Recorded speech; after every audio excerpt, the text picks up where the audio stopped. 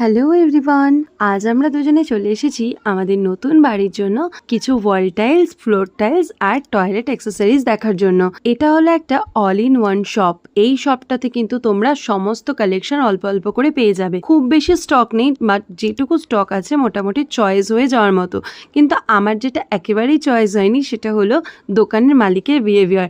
আমার মনে হয় যারা বিজনেস প্রফেশনে থাকে তাদের আর কিছু না হোক বিহেভিয়ার এবং কথাবার্তা দুটোই কিন্তু ভালো থাকা ভীষণই ইম্পর্টেন্ট। তো আমরা এখানে দেখতে গেছিলাম ঠিকই, তাই তোমাদের জন্য কিছু ক্লিপসও তুলেছিলাম, বাট কথাবার্তা শুনে ঠিক করে নিয়েছি আমরা এখান থেকে কিচ্ছু কিনবো না। তো বাড়ি যাওয়ার পথে রাস্তায় দেখলাম নতুন একটা ক্যাফে খুলেছিল কিছুদিন আগেই, খাবে না। ক্যাফের নামটা যেমন আকর্ষণীয় ছিল ঠিক তেমনই আকর্ষণীয় ছিল এখানকার খাবার দাবার।